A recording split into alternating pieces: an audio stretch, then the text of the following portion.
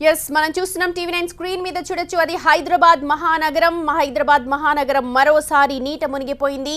ఏకదాటిగా కురిసిన వర్షానికి మూసి ఒక్కసారిగా ఉప్పొంగింది. 2 రోజులుగా ఏకదాటిగా కురిసిన వర్షాలతో లోతట్టు ప్రాంతాలన్నీ కూడా నీట మునిగిపోయాయి. సరూనగర్, ఉప్పల్, హయత్ నగర్, నాగోల్, ఓల్డ్ సిటీ ప్రాంతాలని వరద ముంచెత్తింది. చూడొచ్చు మ్యాన్ హోల్స్ అన్ని సైతం పైకెత్తేశారు. అయినా సరే వరద ఏ మాత్రం తగ్గలేదు, ఎక్కడా కూడా ఆగలేదు. నిన్న సాయంత్రం నుంచి వర్షం పడుతూనే ఉంది. ఏకదాటిగా, అది కూడా చిరుజల్లులు కాదు, ఏకదాటిగా వర్షం దంచి కొట్టింది. ఆ కారణంగానే మహానగరం అంతా కూడా మునిగిపోయింది. ఇళ్లలోకి నీరు చేరడంతో జనం బయటకు రాలేని సిచ్యువేషన్. రాత్రంతా కూడా వర్షం పడుతూనే ఉంది. సరూనగర్లో రోడ్లపై ఉన్న మ్యాన్ హోల్స్ నుంచి కూడా నీరు పైకొస్తోంది. దీంతో రాకపోకలకు అంతరాయం ఏర్పడింది.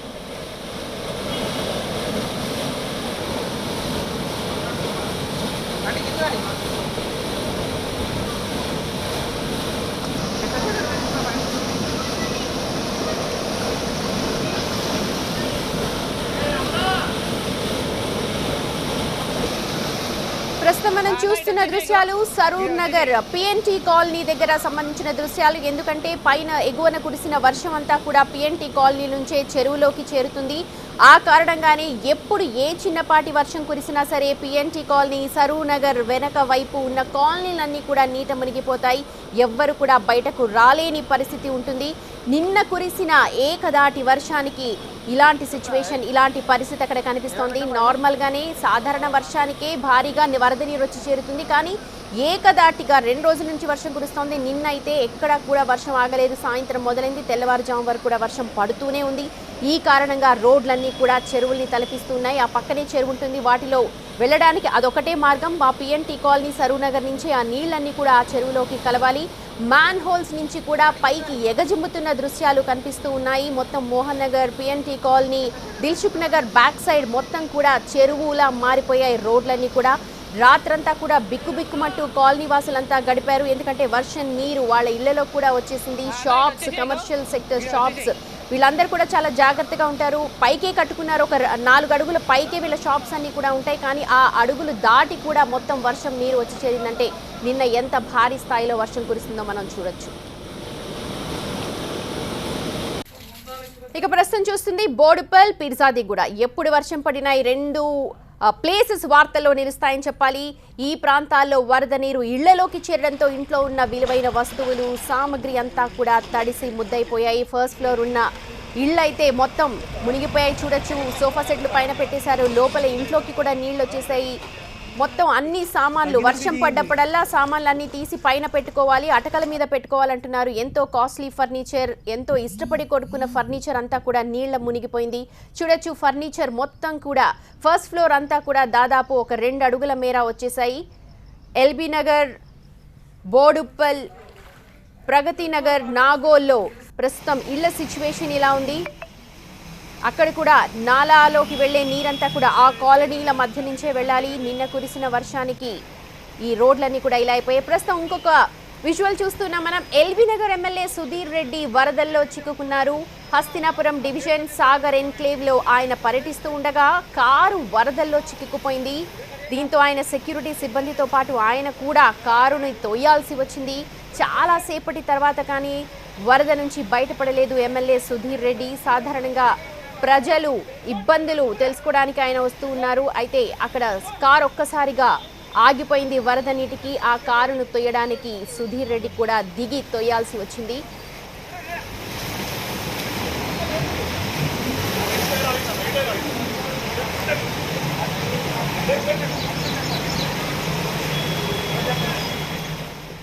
ఇక హైదరాబాద్లోని మరో ప్రాంతం నాచారం, రాఘవేంద్ర నగర్ కాలనీలు. ఈ కాలనీలు కూడా వరద నీరు ముంచెత్తింది. దీంతో కాలనీలు, ఇళ్లలోకి కూడా వరద నీరు వచ్చి చేరిపోయింది. ఇళ్ల నుంచి జనం బయటకు రాలేని సిచ్యువేషన్. నిత్యావసరాలు కూడా ఉదయం నుంచి కూడా అందలేదు అంటూ ఉన్నారు. దీనికి సంబంధించిన పూర్తి అప్డేట్స్ని మా ప్రతినిధి ఏలేందర్ అందిస్తారు. నిన్న అర్ధరాత్రి నుంచి కురుస్తున్నటువంటి భారీ వర్షానికి చాలా ప్రాంతాలు కూడా జలమయమయ్యాయి. ప్రస్తుతం నేను అప్సిగూడ, నాచారం ఏరియాలో ఉన్నటువంటి రాఘవేంద్ర నగర్ కాలనీలో ఉన్నాను. ప్రస్తుతం ఇక్కడ పరిస్థితి చూస్తే మాత్రం చాలా ఇబ్బందికరంగానే ఉందని చెప్పుకోవాలి. ఎందుకంటే దాదాపుగా రోడ్డు పైన నిలబడితే, కాలనీలో నిలబడితే మోకాళ్ళ లోతు వరకు కూడా నీళ్లు వచ్చిన పరిస్థితి. ఇప్పుడే ఇట్లా ఉందంటే రాత్రి ఇళ్లలోపుకి వచ్చినటువంటి పరిస్థితి అయితే కనిపిస్తుంది. కింద మోరీ డ్రైనేజీ వ్యవస్థ పోతూ ఉంది. అందులోని వాటర్ కూడా పూర్తి స్థాయిలో బయటికి వచ్చి అంత కాలనీ అంతా కూడా ఒక చెరువును తలపించే విధంగా ఇక్కడ కనిపిస్తుంది. ప్రస్తుతం ఇదే కాలనీలో ఉన్నటువంటి ఒక ఇంట్లోకి వెళ్దాము. ఇంట్లో పరిస్థితి ఎట్లా ఉందనేది మనం మీకు చూపించే ప్రయత్నం చేస్తా. ప్రస్తుతం ఇప్పుడిప్పుడే బయట నీళ్లు క్లియర్ అవుతున్నా కానీ లోపల మాత్రం చాలా నీళ్లు ఇంకా అందులో కనిపిస్తూనే ఉన్నాయి. ఇందులో ఉన్నటువంటి వాళ్ళంతా కూడా ఎదురింటిలో ఉన్నటువంటి ఒక అపార్ట్మెంట్లో ఉన్నటువంటి పై పోర్షన్కి కూడా డాబా పైకి వెళ్ళి రాత్రి నిద్రపోయిన పరిస్థితి అయితే కనిపిస్తుంది. ఇక్కడ ఉన్నటువంటి సామాన్లన్నీ కూడా పూర్తిగా తడిసిపోయాయి.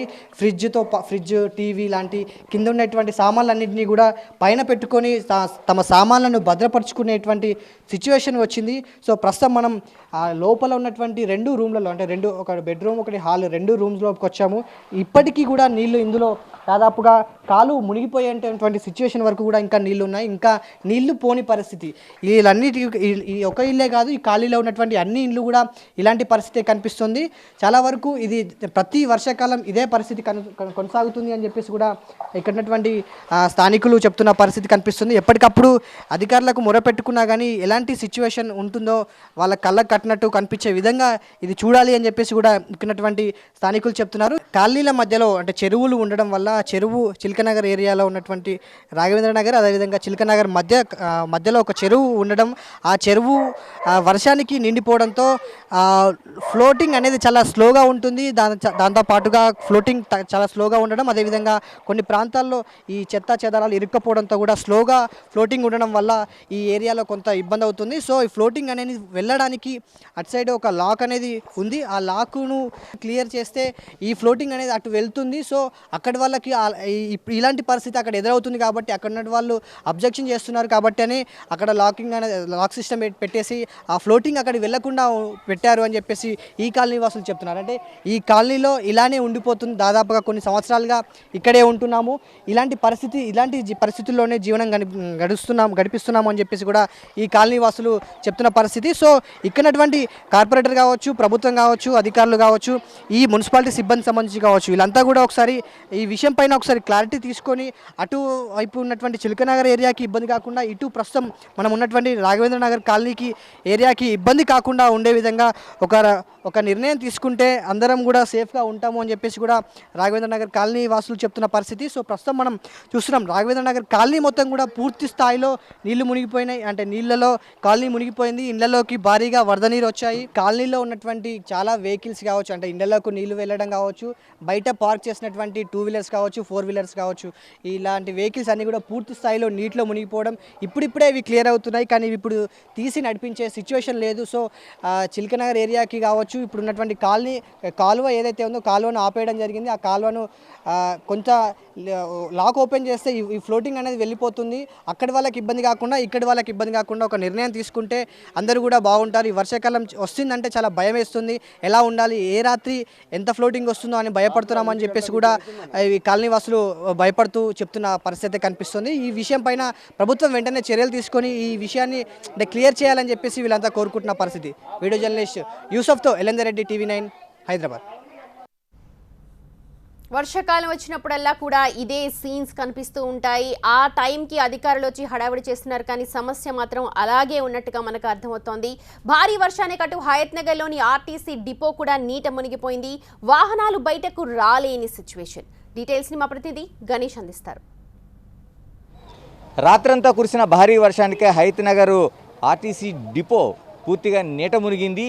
పూర్తిగా జలదిగ్బంధంలో ఉందని చెప్పాలి. మనం ఒకసారి హయత్ నగర్ డిపోను చూస్తున్నాం. మనం పూర్తిగా రవాణా స్తంభించింది.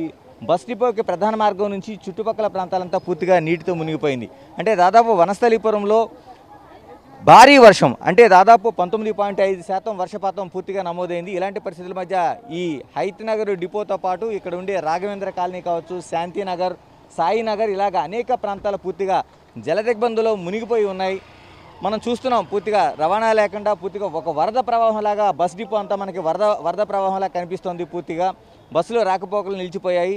మరోవైపు ఇతర కాలనీలకు వెళ్ళే మార్గాలు కూడా మూసుకుపోయినట్టు కనిపిస్తుంది. మనం వెళ్తున్న వాహనాలని పూర్తిగా చూస్తున్నాం. నీట మునిగి ధైర్యం చేసి వాహనాలు వెళ్తున్న పరిస్థితి అయితే మనకి కనిపిస్తుంది. అంటే దీనికి ఎగువ భాగంలో హయత్ నగర్లో ఎప్పుడు వర్షం పడినా ఇదే పరిస్థితి. భారీ వర్షం పడితే పూర్తిగా ఈ రవాణా సంస్థకు సంబంధించిన డిపో పూర్తిగా నీట మునిగిపోయే పరిస్థితి ఏర్పడుతోంది.